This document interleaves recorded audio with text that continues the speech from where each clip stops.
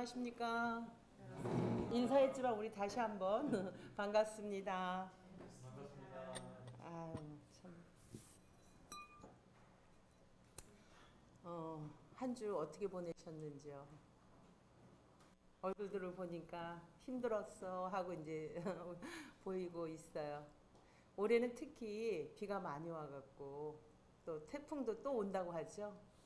그래서 일조량이 많지 않아서 농부들이 깊은 한숨과 시름으로 농부들의 주름이 더 깊게 패였을 것입니다. 그러나 그럼에도 가을은 수확의 계절이고 비록 생각하지 못했지만 작은 결실을 통해 우리 농부들의 시름이 기쁨으로 열매 맺기를 우리가 같이 소망해 봅니다.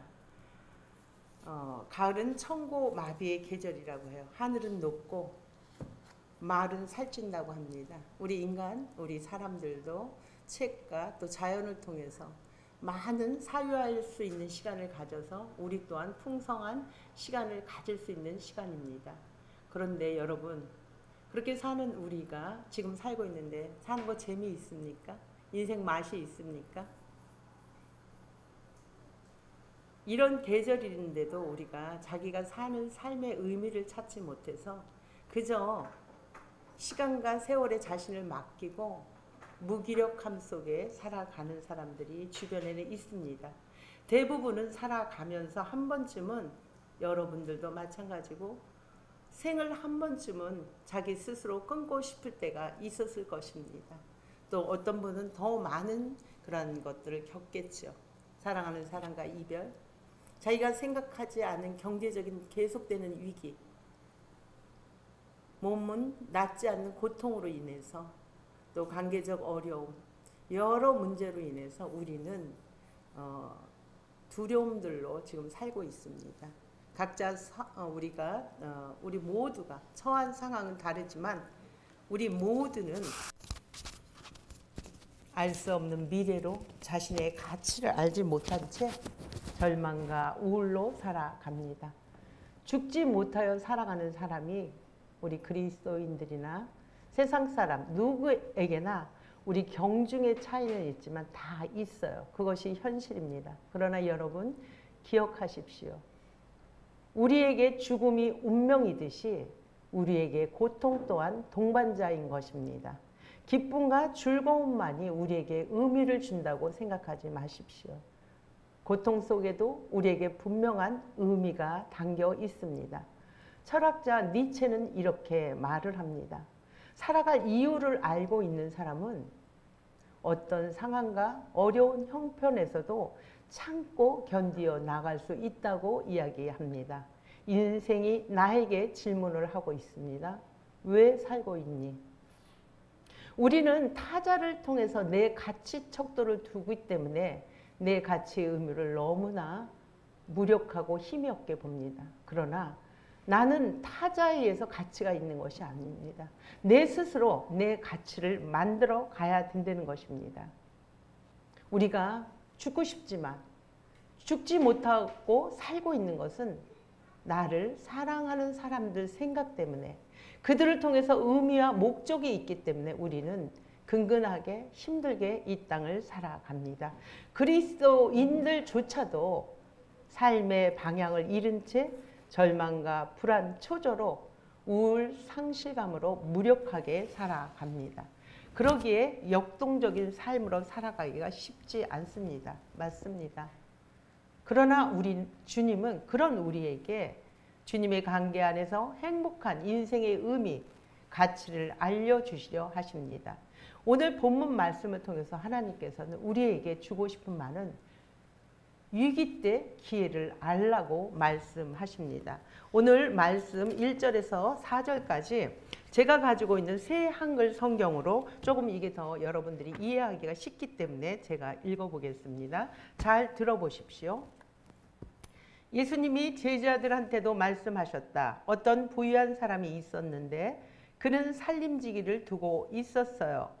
그런데 이 사람이 그 부자의 재산을 날려버리고 있다는 고발이 부자에게 들어갔어요. 부자가 그를 불러서 물어보았습니다. 자네에게 대해 이런 말이 들리는 건 어떻게 된 건가? 맡아본 일에 장부를 내놓게. 자네는 더는 살림을 맡아볼 수 없네. 살림지기가 속으로 말했어요. 어떻게 해야 할까? 내 주인이 나한테서 살림 돌보는 일을 대 가져갈 테니 땅 파는 일은 힘에 붙이고 빌어먹자니 창피하구나. 뭘 해야 할지 알았다. 내가 살림 돌보는 일을 빼앗겼을 때 사람들이 나를 자기 집으로 맞아들이게 하려면 말이야. 우리 자신은 자신의 현 위치를 망각하면 방향을 잃어버리게 됩니다. 다시 말해 사람은 자기의 분수를 알지 못하면 살아갈 때 실수가 있다는 것입니다. 오늘 본문 말씀은 우리 주님께서 제자와 바리새인을 향하여 주신 비유의 말씀입니다. 말씀을 읽었지만 제가 간략하게 다시 정리해 드리겠습니다. 어떤 부자에게, 부자는 그 당시에 청지기가 있어요. 재산 맡은 자입니다. 큰 기업에 그런 고문들이 있듯이 이 부자는 어마어마한 부자 속에 청지기가 있어요. 그러나 들리는 소문에 부자의 그 재산을 낭비한다는 소리가 들리는 거죠. 시간과 그 부자의 재산을 헤프고 뭐라고 할까? 헤프게 쓰고 있다는 거죠. 사용을 제대로 못하고 있다는 소리가 들리는 것입니다. 마땅한 소임은 그 청지기가 해야 할 일은 부자의 재산을 증식시키고 그 재산을 흩어지는 것을 면하게 하는 것이 그 사람 소임입니다. 주인이 해고 통지서와 함께 장부 정리한 거 갖고 와봐라 하고 불러드립니다. 이럴 때, 이런 위기가 찾아올 때 청지기는 생각을 하는 것이죠. 아, 이 약한 몸을 갖고 펜을 놀렸던 사람이니까 몸이 약했겠죠. 이 몸을 갖고 내가 노동을 하자니 힘이 없고 누구한테 내가 그런 고위급에 있다가 꾸어서 인생을 살려니까 너무 자존심 상하고 고민을 합니다. 그런 상황에 이 청지기한테 위기가 찾아온 거예요. 사랑하는 여러분, 이것이 성경에 나오는 청지기만의 인생이 아닙니다. 우리는 살아가면서 늘 위기가 찾아옵니다. 늘 우리가 들었던 내용이 있어요. 위기는 기회를 가져온다. 그래요. 위기는 기회를 가져오는 축복입니다. 그러나 위기가 기회를 찾아오는 축복은 누구나한테 주어지는 게 아닙니다. 위기로 인해서 우리의 기회를, 방향성을 다시 잡기 위해서는 우리에게 어떻게 하면 가능하냐면 사유하는, 다시 말해 생각하는 시간이 필요하다는 것이죠. 사유할 때 우리는 나 자신과 타자를 향해 직면하는 시간을 갖게 됩니다. 지난날의 행동과 나의 삶에 대해서 이유와 이렇게 된 연고와 이런 까닭을 알게 된다는 것입니다. 이런 사유의 시간을 갖지 않을 때 우리는 자신만을 합리화하고 변명하는 데 바쁩니다. 자신의 생각을 주관적인 생각을 갖고 있어서 객관화시키지 못한다는 것입니다. 세계 인구 10억이나 읽은 베스트셀러, 여러분들이 잘 아는 죽음의 수용소라는 책을 쓴 빅터 프랭클을 여러분은 아실 것입니다. 이 정신과 의사는 30대 시절에 이미 3만 명이라는 자살하려고 하는 사람들을 생명으로 바꿔놓은 사람입니다. 그러나 나치 시대에 유태인이라는 이유로 900만 명이나 되는 유태인들을 600만 명을 학살시킵니다. 3분의 1이 남는 거죠. 그러나 그 혹독한 수용소에서 우리 빅터 프랭클이 살아난 이유가 있습니다. 어떻게 그 혹독한 수용소에서 살아날 수 있었을까요?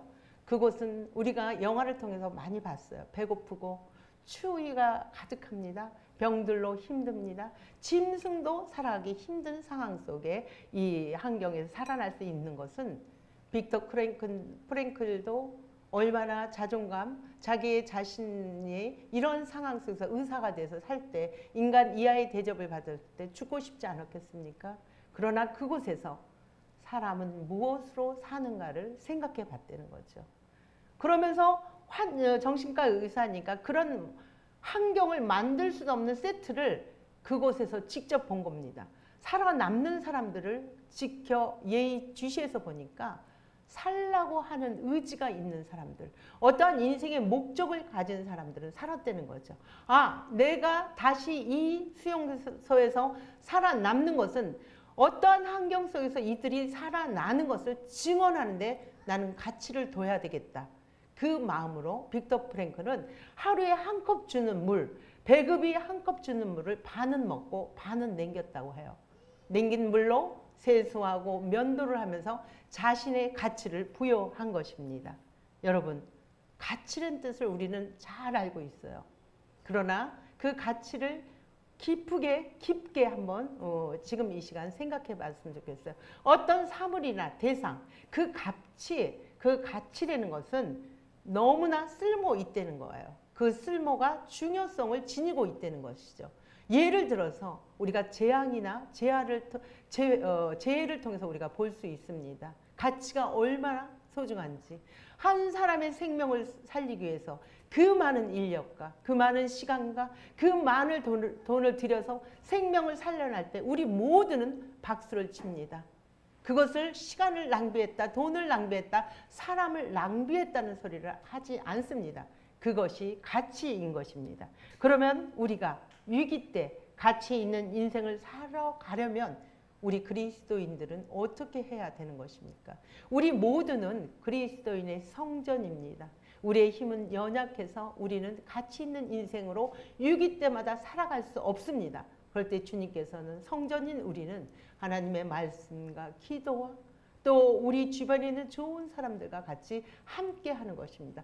그것을 통해서 내 자신을 직면하는 것입니다. 하나님과 내 고유한 시간을 통해서 하나님을 통해 나를 대면하며 나를 자아 성찰하는 시간을 가져야 된다는 것입니다. 그럴 때 우리는 어떤 위기 속에서도 고요함을 가질 수 있습니다. 단정함을 가질 수 있습니다. 경건함을 유지할 수 있습니다. 그리하여 자신과 이웃, 공동체를 향하여 우리가 기도와 관심으로 살아갈 수 있는 것입니다. 그렇습니다. 가치를 소유한 우리에게 위기 때 우리 주님께서는 우리를 돌봐 주시고 돌봄을 받은 우리를 통해 타자를 향해 나아가라 하십니다. 오늘 본문을 통해서 우리 주님께서는 가치 있는 삶을 살기 위해서 너희는 이 자리에서 움직이라고 말씀하십니다. 5절에서 7절 제가 한번 읽어보겠습니다. 그러고는 자기 주인에게 빚진 사람들을 하나씩 불러다가 물었어요. 첫 번째 사람에게 말했어요. 내 주인에게 빚진 빚이 얼마인가요? 그가 대답했어요. 올리브 기름 2200리터쯤 됩니다. 살림지기가 그에게 말했어요. 당신의 빚 문서를 받으세요. 그리고 앉아서 빨리 1100리터쯤이라고 쓰세요. 그러고 나서 다른 사람에게 말했어요. 당신은 당신의 빚을 얼마나 졌나요? 그가 말했어요. 밀 22톤쯤 됩니다. 살림지기가 그에게 말했어요. 당신의 빚 문서를 받으세요. 그리고 18톤쯤이라고 쓰세요. 자신만을 위해 청지기는 살았어요. 시간도 재산도. 자신만을 위해 쾌락을 즐겼습니다. 자신의 안위만을 즐기면서 자신의 울타리 안에서 행복하게 살았던 청지기입니다. 그러나 청지기가 가치를 알고 나서 움직이기 시작합니다. 타자를 향해서. 그리고 그들을 불러드립니다. 자신의 울타리 인생에서 경계를 허뭅니다. 그리고 타자를 향해 움직임이 시작됩니다. 주인에게 빚진 자를 오늘 읽은 본문 여러분들이 읽은 개역성경에서는 일일이라는 말이 나와 있습니다. 제가 읽은 것에서는 한 사람이라고 나와 있습니다. 일일이라는 말은 각 사람 한 사람 처지의 입장에 있다는 것입니다. 그 사람의 입장에서 그 사람만 집중하고 보겠다는 것입니다. 그 사람을 인격적 대우로 빚졌다고 함부로 하는 것이 아니고 인격적 대우로 존중하겠다는 것입니다. 그 사람과 나만이 둘이 앉아 이 빚진 영역을 비밀리에 둬서 자존심을 상하지 않고 2200리터나 되는 것을 1100리터로 깎아주는 것입니다. 함께 그 빛을 고민하며 탕감하여 반으로 줄여준 사람, 20%를 줄여준 사람이 있습니다. 당시 이 시대에는 500을 지금 예를 들어 500만 원을 빌리면 거기에 뭐 1년치가 됐는지 갚을 만큼 어떤 기간을 정했는지 몰라도 이자를 포함한 게 원금이 되는 것이에요. 그런 상황 속에서 이들을 문서를 갖고 오라고 그러고 그 문서를 깔끔하게 다시 탕감해 준 것을 적었습니다. 빚진 자들이 이 청지기가 얼마나 고마웠겠습니까? 청지기는 해고되더라도 그 빚진 자들에게는 은혜의 사람, 시혜자의 사람이 된 것입니다. 사랑하는 여러분, 우리 잊지 않았을 것입니다. 기억하고 계실 것입니다. IMF 금융위기를 우리는 다 겪었습니다. 저 또한 원금 4천만 원을 빌려서 갚지 못해서 몇 년 만에 1억 2천이라는 돈이 됐습니다. 4천만 원이라는 돈도 갚지 못했는데 1억 2천을 어찌 갚겠습니까? 난처한 상황이었죠. 저뿐만이 아니고 이때는 많은 사람들이 신용불량에 있었습니다. 그래서 경제활동을 할 수가 없기 때문에 사회생활을 할 수 없는 상황이 벌어집니다. 그래서 막노동, 거친 일로 주변부 인생을 살아갈 수밖에 없습니다. 시간이 흐른 뒤 정부는 구제 정책을 시행했습니다. 파산과 신용회복을 통해 원금을 깎아주었습니다. 저 또한 원금 4천이 1억 2천이 된 것을 원금 4천에서 2천만 원만 갚으라는 통보를 받았습니다.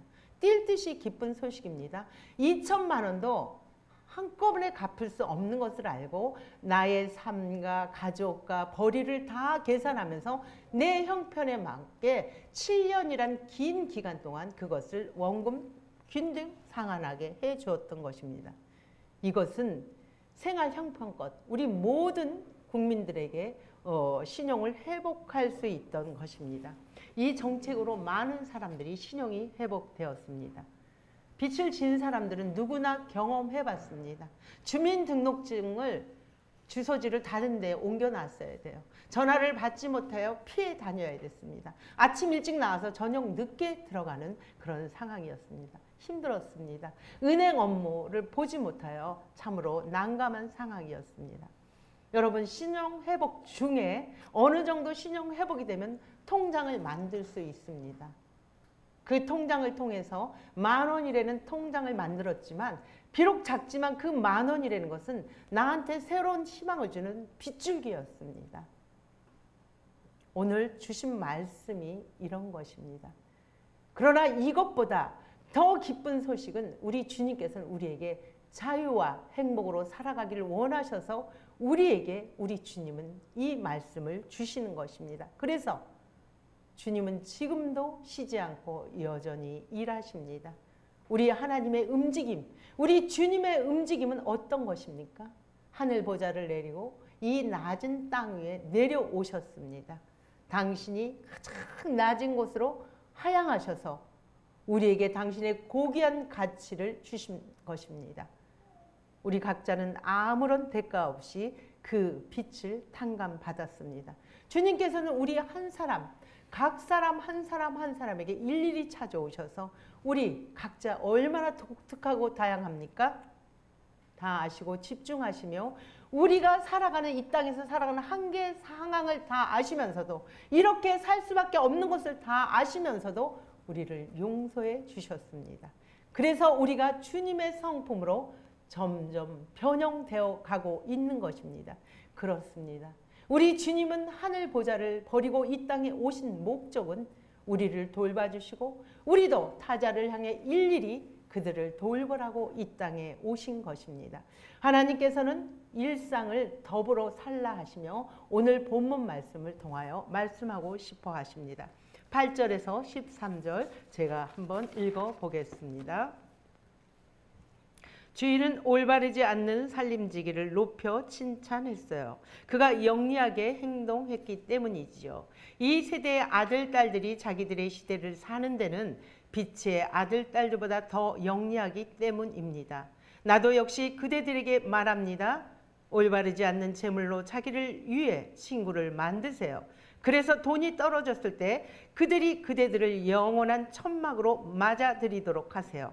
아주 작은 것에서 믿을 만한 사람은 큰 것에서도 믿을 만한 합니다. 그러나 아주 작은 것에서 올바르지 않는 사람은 큰 것에서도 올바르지 않아요. 그러므로 올바르지 못한 재물에서 믿을 만하지 못한다면 참된 것을 누가 그대들에게 믿고 맡기겠어요? 다른 사람의 것에서 믿을 만하지 못한다면 그대들의 것을 누가 그대들에게 주겠어요? 집안에서 부리는 종 누구도 두 주인을 모실 수 없습니다. 한 주인은 미워하고 다른 주인을 사랑하거나 또는 한 주인에게 마음을 쏟고 다른 주인은 얕잡아 볼 테니까요. 그대들은 하나님과 재물을 아울러 주인으로 모실 수 없습니다. 이 말씀 이해하기가 좀 힘드시죠? 주인의 재산을 마음대로 자기 마음대로 깎아줬어요. 그러면 이 사람은 해고는 당하는 건 당연하고 감옥에 들어가야 될 입장입니다. 그런데 이 주인이 칭찬을 합니다. 왜 그랬을까요? 주인이 보기에는 죄진자의 입장에서 그들을 유리하게 하고 그것뿐만이 아니고 그것을 통해 주인이 참 좋은 사람이구나. 주인이 참 덕망 있는 사람이구나. 칭찬을 받게 되는 두 가지 일을 했던 것입니다. 주님의 이 사람은 채무자와 주인의 관계를 사랑과 궁율, 자비의 관계를 알게 됐던 것이죠. 주님은 세상의 자녀들이 이 말씀을 통해서 주고 싶은 것은 무엇이냐면 세상에 돈을 버는 그 재산으로도 이렇게 지혜롭게 남을 생각하고 남에게 유익을 줄 수 있는데 하물며 빛의 자녀인 너희들은 그렇게 살면 되지 않겠니? 하는 비유의 말씀으로 리더자 격인 예수님의 제자와 바리새인, 율법으로 사는 사람에게 이 말씀을 주신 것입니다. 다시 말해 세상으로 살아가면서 힘든 사람들, 세상 살아가면서 고통당하는 약자들, 세상에서 벌어들이는 그 돈으로 그들을 살리는 데 사용하려는 것입니다. 이것을 통해 너희들이 이 일을 할 때 내가 보이지 않는 영의 일, 더 큰 일도 너희들한테 맡긴다는 뜻이 있습니다. 사랑하는 여러분, 영화 신들러 리스트를 보셨는지요? 독일인 사업가로 우리 오스카 신들러는 나치 점령 당시에 폴란드에서 유대인들을 구한 실화 영화입니다. 모두가 감명받았고 우리가 사람으로 살아간다면 한 번쯤은 봐야 될 영화인 것 같습니다. 이분은 독일인인데 유대인들, 학살당하는 유대인들을 자기가 공장을 운영하면서 1000명이 넘는 사람들을 자기의 전 재산을 털어 자기의 일꾼을 살기 위해서 폴란드로 그들을 탈출시키는 일입니다. 아주 훌륭한 일을 했음에도 불구하고 마지막 엔딩 장면에서 이 신들러는 오열을 하고 있습니다. 내가 돈을 좀 더 벌었으면, 내가 타고 다녔던 차를 팔았더라면, 내가 금배지를 달고 있는 걸 팔았더라면 1명, 아니 10명이라도 생명을 구했을 텐데 하면서 울고 있을 때 유대인들은 자기의 금리발을 이에 있는 금리밥을 뽑아서 그걸 모아가지고 금반지 하나를 만듭니다. 그리고 문구를 씁니다. 한 사람을 살리는 것은 세상을 살리는 것입니다 하고 그분한테 선물을 합니다. 오늘 말씀이 우리가 잘 들어야 돼요. 이것을 재물에다가 오늘 말씀을 포커스를 두면 안 됩니다. 돈은 소유하는 자체는 의미가 없습니다. 돈을 사용하고 유통시킬 때 가치가 있다는 말씀을 오늘 주고 싶은 것입니다. 머물러 있는 재산은 가치가 없다는 것입니다. 세상 재물이 활성화되어 역동적으로 세상으로 흘러 들어가라고 우리 주님은 오늘 이 말씀을 주신 것입니다. 사랑하는 여러분, 나눔 디자인이라고 하는 배상민 교수를 여러분들은 아실 수도 있겠습니다. 그분이 이런 글을 써서 너무 귀해서 나누고 싶어요. 세상에 나눌 게 없을 만큼 가난한 사람은 없다. 그러니까 모든 사람은 다 나눌 수 있다는 거죠. 돈이 있으면 돈을 나누고, 돈이 없으면 시간을 나누고, 시간이 없으면 재능을 나눠라. 그러나 돈도 없고 시간도 없고 재능도 없는 사람은 가장 귀한 거, 궁일의 마음을 나누라는 말씀입니다. 이 말씀을 들으면 우리는 나눌 수 없는 것은 없고 가난하다고 말할 수 있는 사람은 없다는 것이죠. 우리 하나님은 오늘 말씀을 통해서 시간과 우주 공간 큰 일을 행하셨습니다. 우리에게 작은 일상을 주셨습니다. 그렇다면 우리의 작은 일상 속에서 우리는 무엇을 해야 되는 것입니까? 일상의 소소함 속에서 우리가 해야 할 것은 소박한 일상 우리 속에서 기쁨을 얻으라는 말씀입니다. 우리가 주어진 일상 속에서 우리에게 주어진 시간, 돈, 재능, 건강, 아까 주신 그 궁일의 마음을 가지고 사람을 살리는 데 사용하라는 것입니다. 지금 여러분은 누구와 일상을 지내십니까? 한번 내 주변에 있는 일상을 가장 많이 할애하고 있는 사람이 누군가 한번 생각해 보십시오.